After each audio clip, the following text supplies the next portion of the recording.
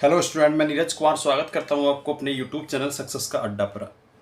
आज मैं फिर आ गया हूं आपके सामने एक नई वीडियो लेकर। इससे पहले मैं 5 दिसंबर का एग्ज़ाम बता चुका हूं आपको दिल्ली पुलिस का। ठीक है ना। ये जो हमारा जो एग्ज़ाम है इस दिल्ली पुलिस का सेकंड शिफ्ट का एग्ज़ाम होगा 6 दिसंबर का। ठीक है ना। चलिएगा देख लेते हैं इसमें पहला क्वेश्चन क्या होगा आज का।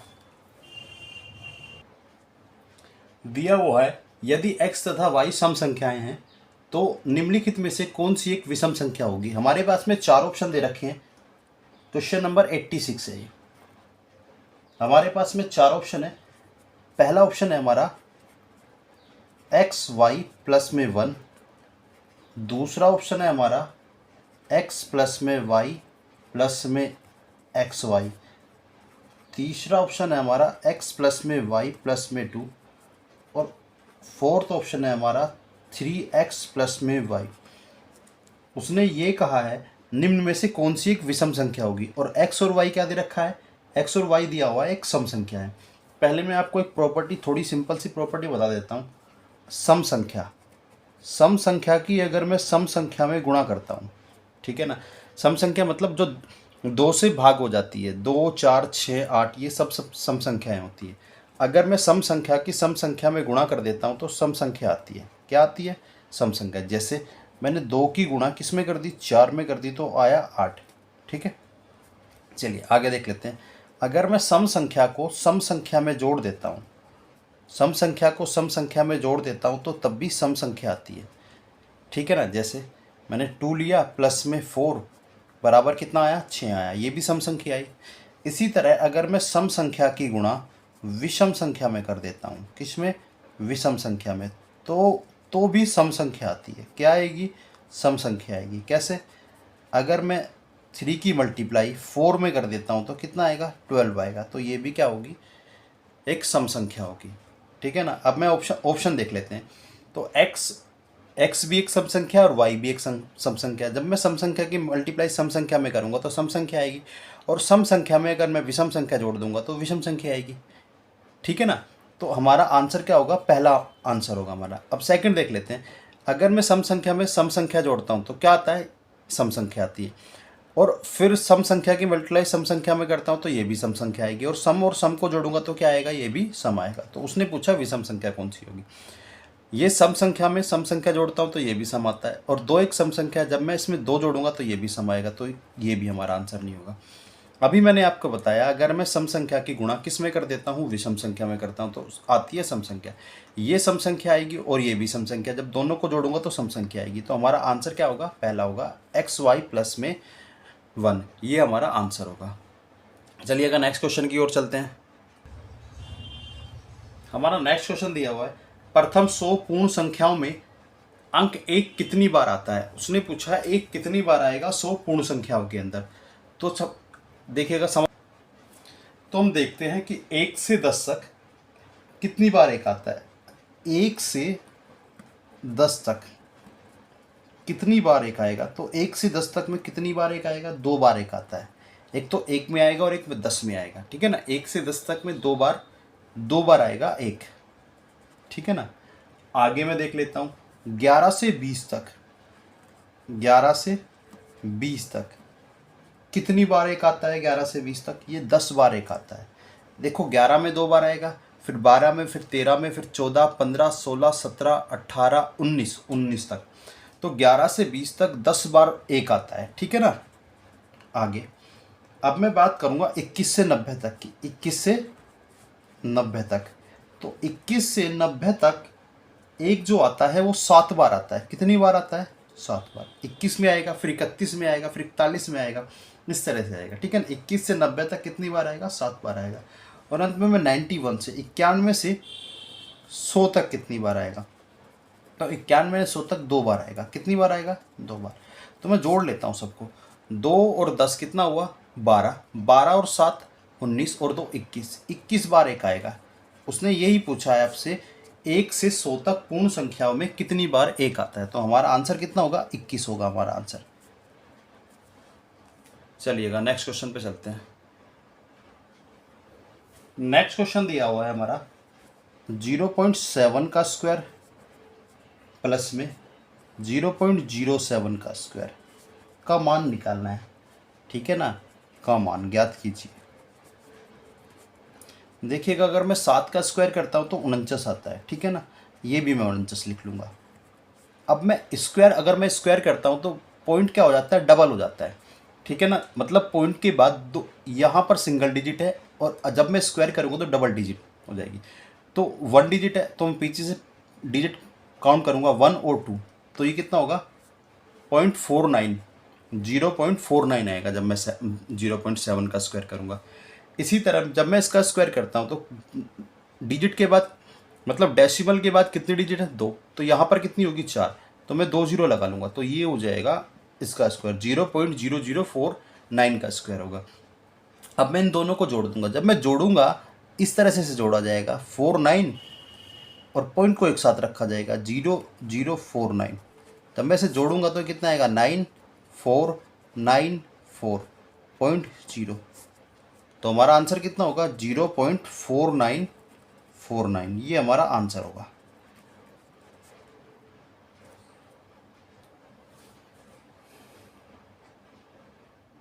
नोट करिए। चलिए आगे चलते हैं थोड़ा सा।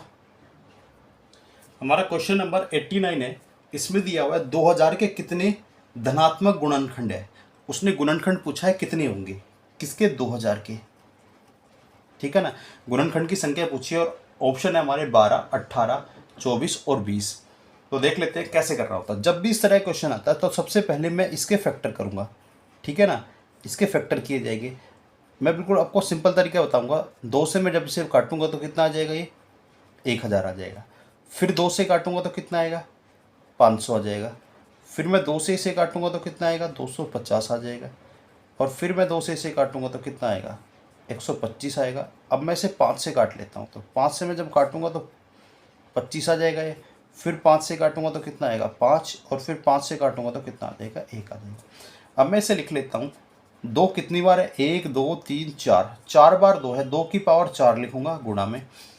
अब 5 कितनी बार है, 5 है, ये 3 बार लिखा हुआ है, ठीक है ना। उसने गुणनखंड पूछे, जब भी वो गुणनखंड पूछेगा कि गुणनखंड कितने होंगे टोटल, तो सबसे पहले आपको फैक्टर करना है, ठीक है, जैसे मैंने फैक्टर किए। उसके बाद जितनी बार लिखा हुआ है, 2 इसमें 4 बार लिखा हुआ है और 5 3 बार लिखा हुआ है, ठीक है ना। अब देखो पावर कितनी है, 2 की पावर 4 है और यहाँ पर 5 की पावर 3 है, तो पावर में एक ज़्यादा से गुणा करनी है। मतलब अगर पावर 4 है तो मैं 5 लिखूंगा, ठीक है ना, पावर में 1 जोड़ के लिखूंगा। उसके बाद यहाँ पर पावर कितनी है 3, तो मैं 3 में 1 जोड़ूंगा, कितना होगा 4, और दोनों की गुणा कर दूंगा तो कितना आएगा 20 आएगा। तो ये हमारा आंसर होगा। मतलब टोटल इसके जो गुणनखंड होंगे या फैक्टर होंगे कितने होंगे 20 होंगे। 2000 के जो फैक्टर होंगे वो कितने होंगे 20 होंगे। बिल्कुल आसान सा क्वेश्चन होगा। आपको छोटे छोटे कंसेप्ट को पकड़ के चलना है। अगर आप प्रैक्टिस करोगे और छोटे छोटे कंसेप्ट को पकड़ कर चलोगे, ऐसा ही आपके एग्जाम में आने वाले हैं क्वेश्चन। तो इसी तरह का क्वेश्चन आपको मैं एक और क्वेश्चन दे देता हूँ, आपको करना है और बताना है मुझे फैक्टर कितने होंगे इसके, ठीक है ना। तो मैंने लिखा 1200 और मैंने पूछा है इसके गुणनखंड कितने होंगे, ठीक है ना। ये आपके लिए होमवर्क होगा, ठीक है। चलिए आगे चलते हैं थोड़ा सा।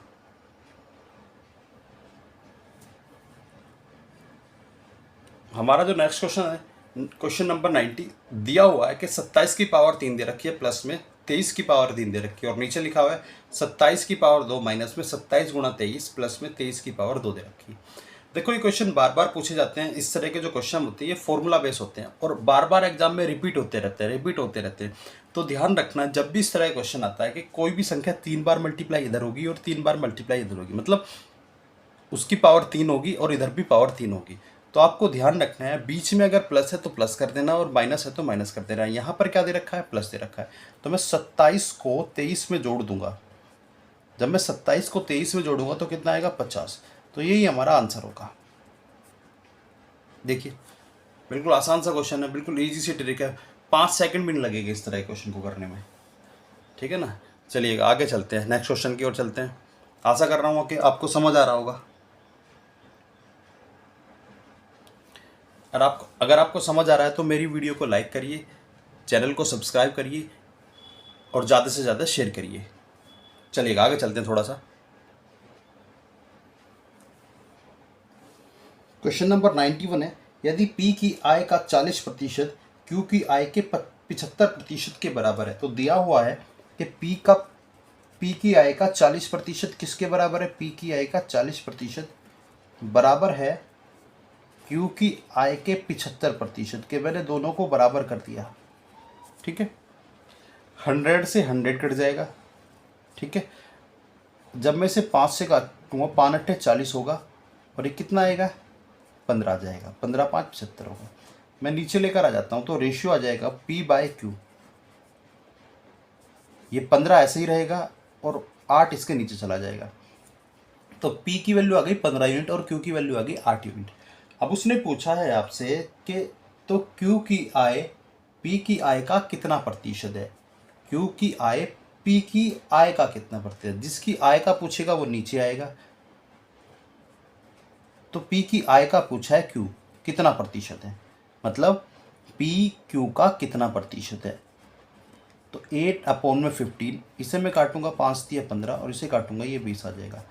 मल्टीप्लाई करूंगा तो कितना होगा? 160। 160 को जब मैं 3 से भाग करूंगा, 3 पंजे 15, 3 तिया 9, तो कितना आ जाएगा? 53.33% आ जाएगा। यही हमारा आंसर होगा। चलिएगा आगे चलते हैं।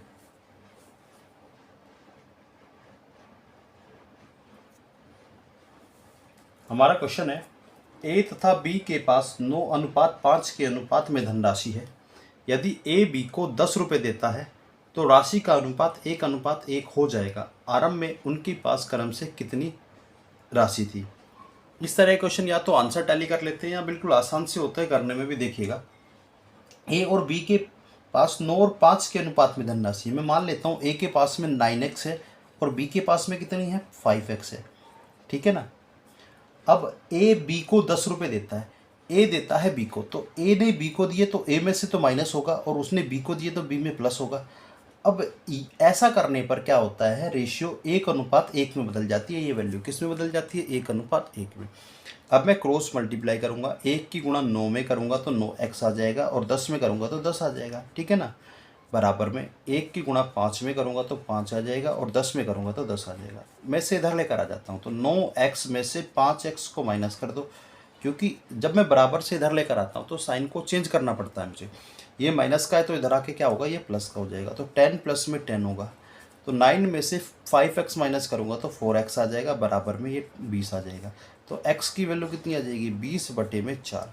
4 से में से काटूंगा तो ये 5 आ जाएगा। अब उसने पूछा है कि उनके पास क्रम से कितनी राशियाँ थी। उसने पूछा है कितनी कितनी राशियाँ थी।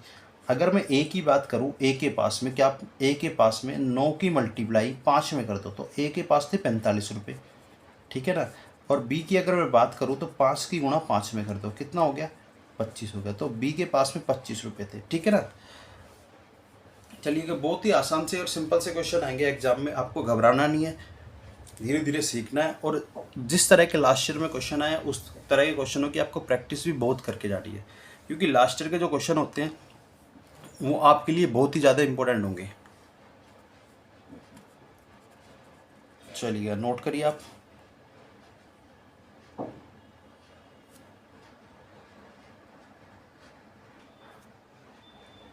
क्वेश्चन नंबर 93 दिया हुआ है, 43, 21, 68, 97, 39 तथा x का औसत 52 है। तो x का मान ज्ञात करना है। अगर मैं औसत की बात करूँ तो औसत का फॉर्मूला क्या होता है? तो औसत का फॉर्मूला होता है संख्याओं का योग, संख्याओं का योग, ठीक है, बटे में कुल संख्या, जितनी संख्याएं होती हैं बटे में कुल संख्या। संख्याओं का योग बटे में कुल संख्या होगा, ठीक है। तो संख्याओं का योग देख लेते हैं। 43 दे रखा है, 21 दिया हुआ है, 68 दिया हुआ है, 97 है, प्लस में 39 है और प्लस में x दे रखा है। तो ये कितनी संख्या है? 1 2 3 4 5 6। ये तो 6 संख्या है। और उसने बोला है औसत जो दे रखा है वो कितना दिया हुआ है? औसत दिया हुआ है 52। कितना? तो अब मैं 6 की मल्टीप्लाई 52 में करूँगा। किस में करूँगा? 6 की मल्टीप्लाई 52 में करूँगा और इसे जोड़ लूँगा। जब मैं 43, 21, 68, 97 और 39 को जोड़ता हूँ तो कितना आएगा? 268 आएगा। कितना आएगा? 268। प्लस में x, और मैं 6 की गुणा किस में करूँगा, 52 में करूँगा।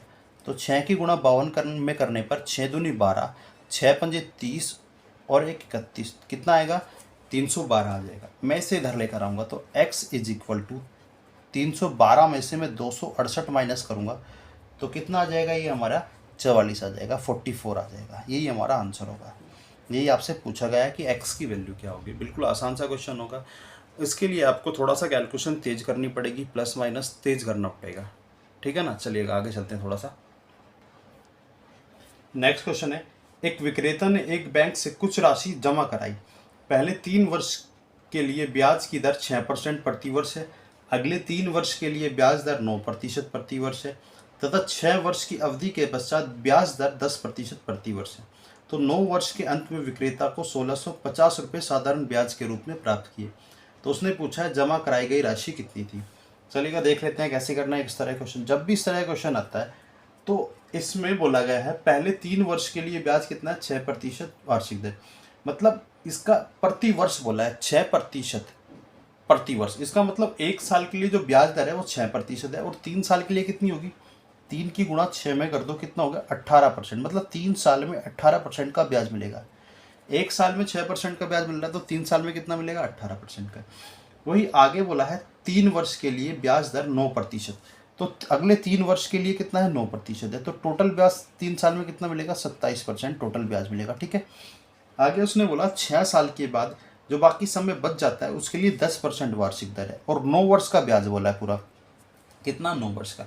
तो 3 और 3 6 वर्ष हो गए, 9 वर्ष बोला है तो कितने वर्ष बचे, 3 वर्ष बचे। तो कितना ब्याज मिलेगा, 30% का। तो मैं देखूंगा 9 वर्ष में कितना ब्याज मिला। 9 वर्ष का SI मतलब साधारण ब्याज, 9 वर्ष का साधारण ब्याज कितना होगा। जब मैं जोड़ूंगा 8 और 7 15 का 5 हासिल लेगा 1 2 2 4 और 3 7, कितना होगा, 7। मतलब 75% का ब्याज मिला मुझे 9 साल के अंदर।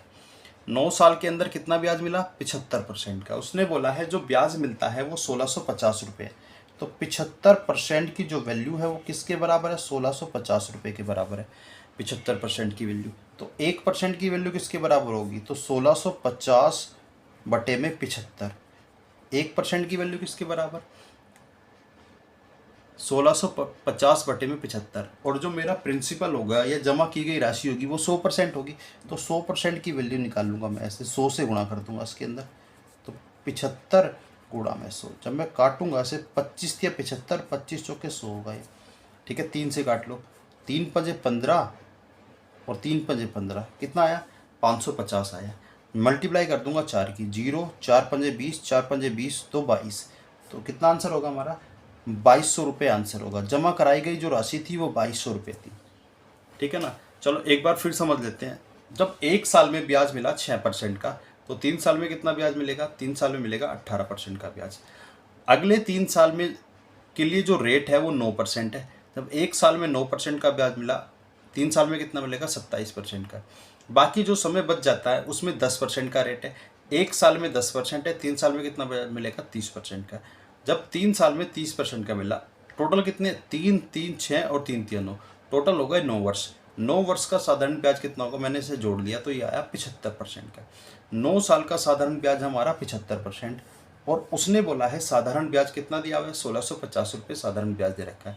तो 75% की वैल्यू बराबर हो गई 1650, 1% की वैल्यू हो गई 1650 बटे में 75, ठीक है।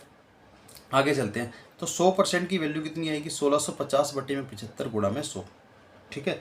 25 से मैंने इसे काट दिया, 25 से 75, 2500 के 100। 3 से मैंने इसे फिर काटा, 3 पंजे 15, 3 पंजे 15, ये 550 आया। 4 की गुणा करूंगा तो 2200 रुपये आ जाएगा।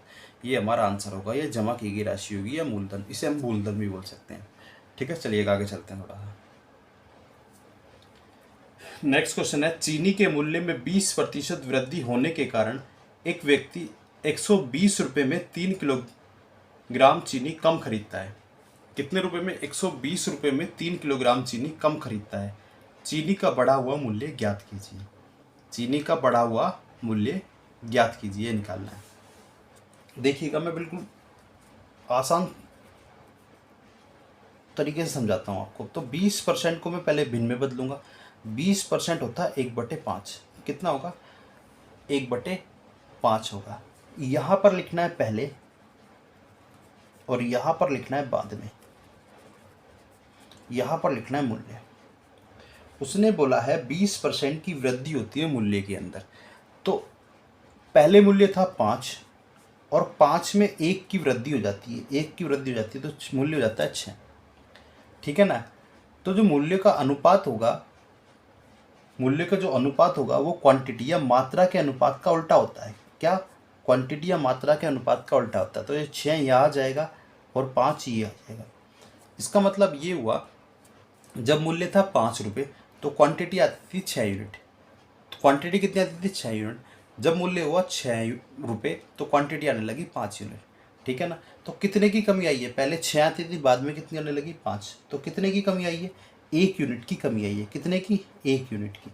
उसने बोला है जो कमी आती है वो कितनी आती है? 3 किलोग्राम की कमी आती है। कितने किलोग्राम की? 3 किलोग्राम की कमी आती है। अगर उसने आपसे पूछा है चीनी का बढ़ा हुआ मूल्य क्या होगा, मैं देख लेता हूँ बढ़े हुए मूल्य पर खपत कितनी थी। तो खपत की अगर मैं बात करूँ या मात्रा बोला जाएगा या खपत बोला जाएगा। तो 5 की गुणा में 3 में कर दूंगा तो कितना आ जाएगा? 15 किलोग्राम खपत है बाद में। और कितने पैसे दिए हुए? 120 रुपये में। तो मैं अगर मूल्य की बात करूं, बढ़ा हुआ मूल्य तो 120 को 15 से भाग कर दो, 15 अट्ठे 120, मतलब बढ़ा हुआ मूल्य 8 रुपये प्रति किलोग्राम है। कितना है? 8 रुपये प्रति किलोग्राम में बढ़ा हुआ मूल्य। यही हमारा आंसर होगा और यही आपसे पूछा है।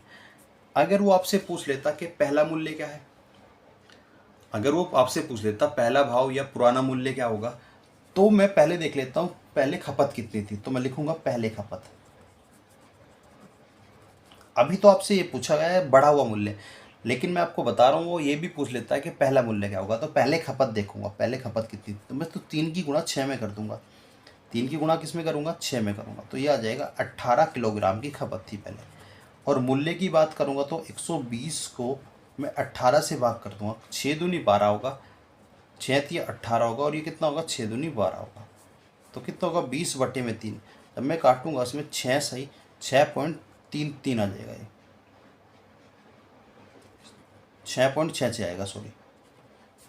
तो इतना होगा, इतने रुपये प्रति किलोग्राम, 6.6 रुपये प्रति किलोग्राम होता अगर वो आपसे पूछता कि पहला मूल्य कितना था।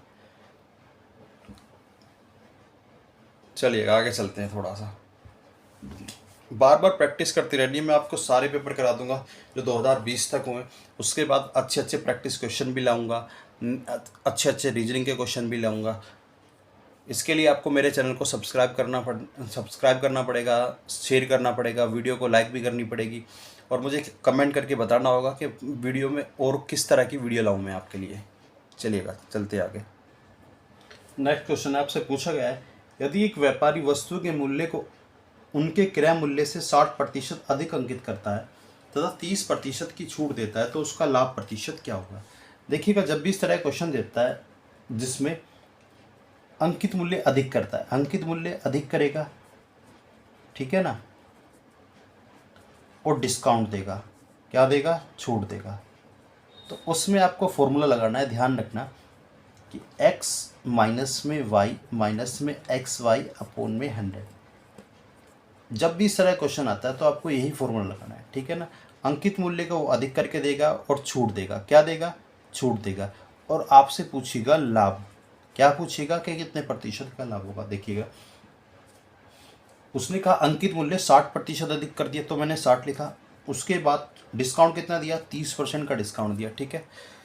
उसके बाद मैं माइनस लगाऊंगा, दोनों की गुणा करूंगा और बटे में 100, ठीक है। 0 से 0 कट जाएगी ये, तो यह 60 माइनस में 30, 6 या 18, माइनस माइनस एक साथ जोड़े जाते हैं तो 30 में 18 जोड़ूंगा 48 आएगा माइनस के। 60 में से 48 घटाऊंगा तो ये 12 प्लस के आएंगे। अगर ये प्लस के आता है तो लाभ होगा और माइनस के आता है तो हानि होगी। तो ये क्या आया? 12% प्लस के आया तो ये 12% का लाभ होगा। यही हमारा आंसर होगा। देखो क्वेश्चन को एक बार समझ लेते हैं कि कोई व्यापारी क्या है अपने अंकित मूल्य को कितना बढ़ा देता है? 60% बढ़ा देता है। मतलब जितने में कोई चीज़ आती है उससे 60% अधिक कर देता है। मतलब मान लिया मैंने 100 रुपये में कोई चीज़ बनी और उसने 60 रुपये अधिक कर दिया अंकित मूल्य, तो 160 रुपये अंकित मूल्य कर दिया। अब उस पर 30% का डिस्काउंट दिया उसने। कितना डिस्काउंट दिया? 30% का डिस्काउंट दिया।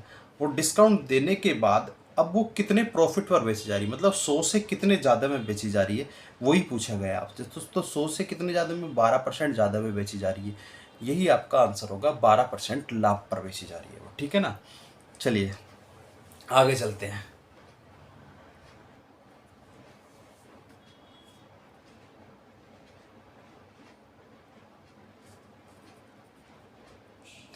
नेक्स्ट क्वेश्चन है हमारा 97।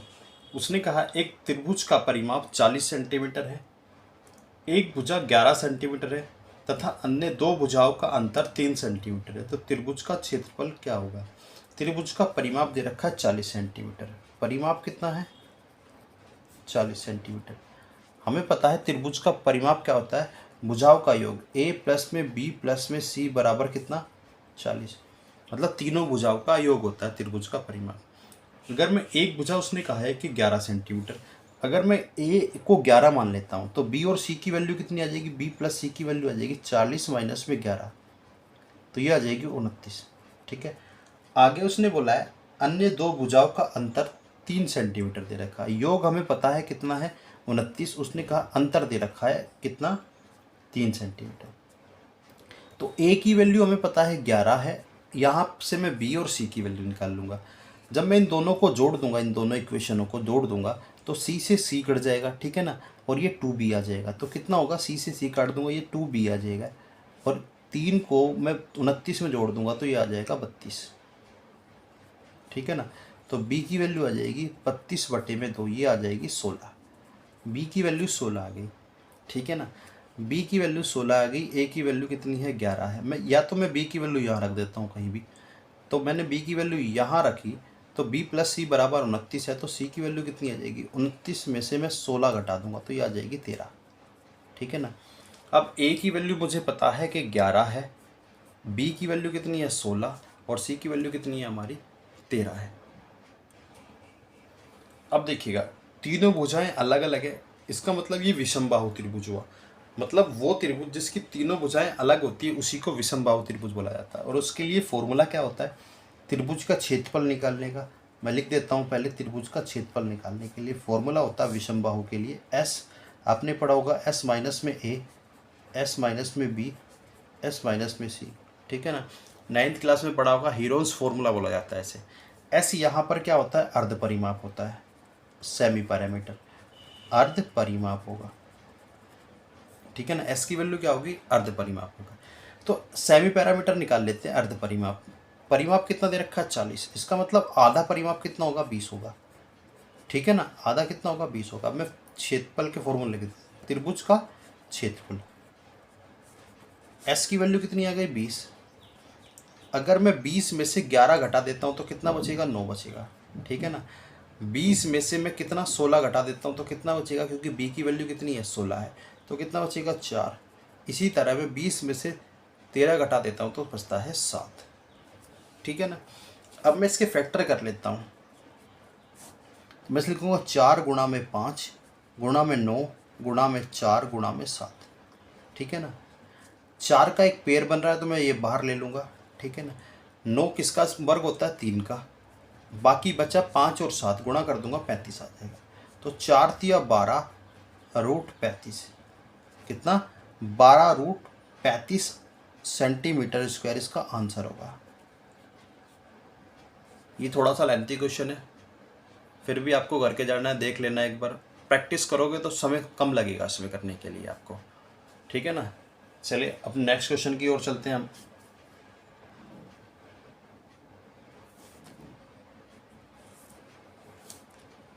नेक्स्ट क्वेश्चन है 98। इसमें कहा गया है दो रेलगाड़ियां हैं पी और क्यू, एक्स तथा वाई से एक दूसरे की तरफ चलना प्रारंभ करती है। रेलगाड़ियां मिलने के पश्चात वाई तथा एक्स स्टेशनों तक पहुंचने में क्रम से 5 घंटे तथा 4 घंटे 30 मिनट का समय लेती है। एक्स तथा वाई स्टेशन तक पहुंचने में क्रम से 5 घंटे और 4 घंटे 30 मिनट का समय लेते हैं। यदि रेलगाड़ी P की गति 54 किलोमीटर प्रति घंटा है तो Q की गति ज्ञात कीजिए। जब भी इस तरह का क्वेश्चन आता है आपको ध्यान रखना ये इंपॉर्टेंट क्वेश्चन है और एग्जाम में बार बार पूछा जाता है। ये इसी एग्जाम में नहीं और भी एग्जामों में पूछा जाता है और बार बार पूछा जाता है। तो इसके लिए आपको याद रखना है कि स्पीड S1 मतलब पहली स्पीड अपॉन में दूसरी स्पीड बराबर में दूसरा समय बटे में पहला समय और रूट में होगा ये, ठीक है ना। अब मैं देख लेता हूँ कि S1 कितनी दे रखी है, मतलब P की गति कितनी दे रखी है, 54 दे रखी है।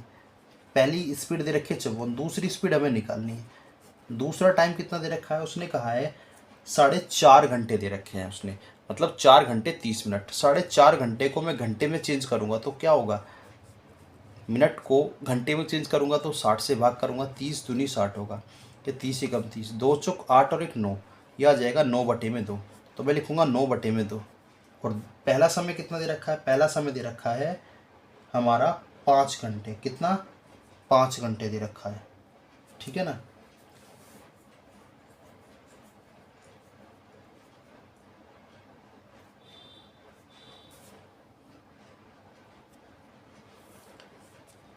तो दूसरा पहला टाइम दे रखा है 5 घंटे, इसे पहले सोल्व कर लेता हूँ मैं।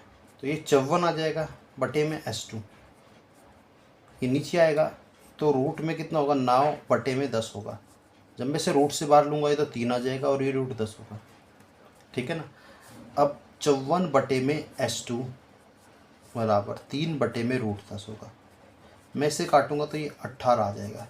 क्रॉस मल्टीप्लाई करूँगा S2 इज इक्वल टू 18√10 आ जाएगा। कितना आ जाएगा, 18√10 होगा। और √10 अगर मैं बात करूँगा √10 की वैल्यू कितनी आएगी, 3 पॉइंट समथिंग आएगी √10 की वैल्यू, ठीक है ना, 3 पॉइंट समथिंग हो। तो √10 की वैल्यू 3.16 के समथिंग होगी। जब मैं इन दोनों की मल्टीप्लाई करूँगा तो ये 56 पॉइंट कुछ आएगा, 56.92 आएगा, ठीक है ना। कितना आएगा, 56 किलोमीटर प्रति घंटा, ठीक है। ये लगभग आंसर आ रहा है। इसमें थोड़ा डिजिट गलत दे रखी है, 5 नहीं होगा, कुछ और होगा, लेकिन इसके अकॉर्डिंग अगर देखा जाएगा तो 56.92 आंसर आता है। इसमें जो दे रखा है 60, 45, 64 और 48 दे रखे हैं, तो ये इसके आसपास की अगर मैं बात करूँ तो 60 होगा। सबसे आसपास इसके कितना होगा, 60 होगा। तो हम आंसर मान सकते हैं इसमें पहला ऑप्शन हमारा ए, तो यही आंसर होगा हमारा। चलिएगा नेक्स्ट क्वेश्चन की ओर चलते हैं।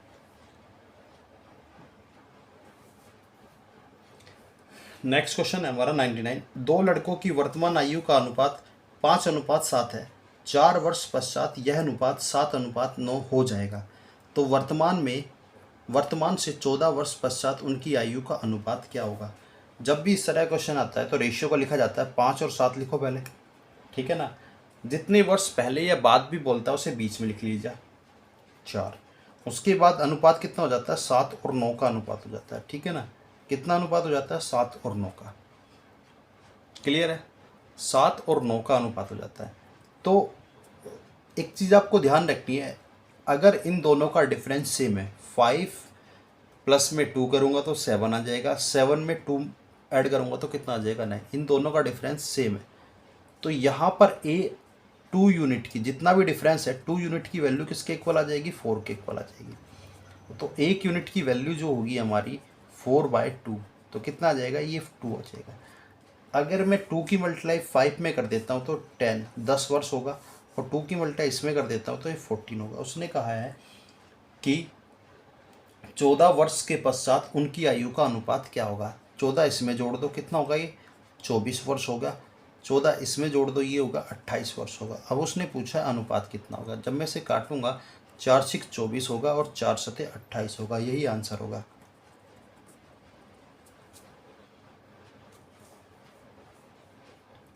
ठीक है ना, समझ गए। चलिएगा चलते हैं आगे।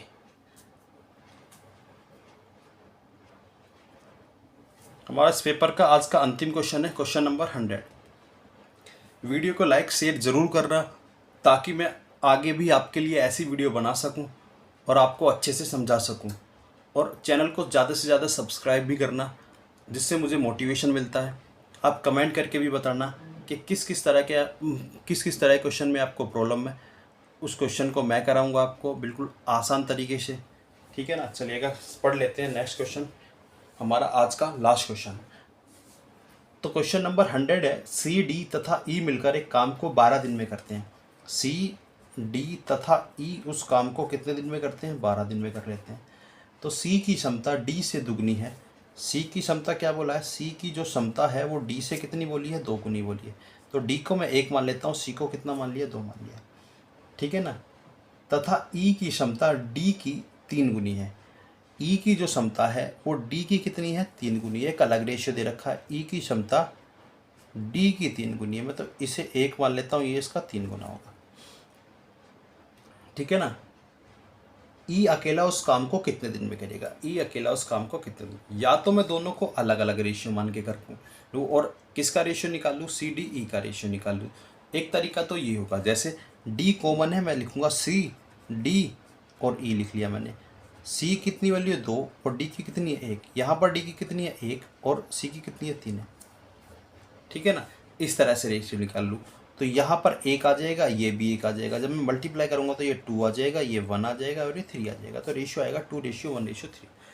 लेकिन आपको ध्यान रखना है, जब भी जो भी चीज़ कॉमन होगी और उसकी वैल्यू सेम है, मैं फिर बता रहा हूँ आपको, जो भी चीज़ कॉमन है, यहाँ पर डी कॉमन है और उसकी वैल्यू कितनी है? सेम है, तो रेशियो जो होगा वो सेम रेशियो होगा। मतलब सी की वैल्यू यहाँ पर 2 होगी और डी की वैल्यू 1 होगी और ई की वैल्यू कितनी होगी? 3 होगी। आपको ये नहीं करना है उस समय। ठीक है ना, आपको ये नहीं करना है उस समय। तो यहाँ पर मैं लिखूंगा सी डी और ई। तो सी की वैल्यू 2 है, डी की वैल्यू 1 और इसकी वैल्यू 3 है। ठीक है ना। अब मैं कुल काम निकालूंगा, कुल काम। इसका मतलब ये हुआ, सी एक दिन में 2 यूनिट काम कर रहा है, डी एक दिन में 1 यूनिट काम कर रहा है और ई एक दिन में 3 यूनिट काम कर रहा है। तो टोटल काम कितना होगा? एक दिन के अंदर 6 यूनिट होगा और 12 दिन में ये काम कर लेते हैं, तो काम कितना होगा? 12 6 72। तो 72 यूनिट कुल काम होगा। अब उसने पूछा है आपसे ई अकेला उस काम को कितने दिन में करेगा। तो ई की बात कर रहा है वो, ई अकेला। तो 72 को ई एक दिन में कितना काम करता है? 3। 3 से भाग करूंगा जब मैं 72 को, तो कितना आएगा? 3 दूनी 6 और 3 चौक 12। इसका मतलब 24 दिन में काम करेगा। ये अकेला उस काम को कितने दिन में करेगा? 24 दिन के अंदर। यही आंसर होगा। चलिएगा, नोट कीजिए। चलिएगा, आज इतना ही रखते हैं। आशा करता हूँ आपको लेक्चर समझ आया होगा। वीडियो को लाइक शेयर करना मत भूलिए। धन्यवाद।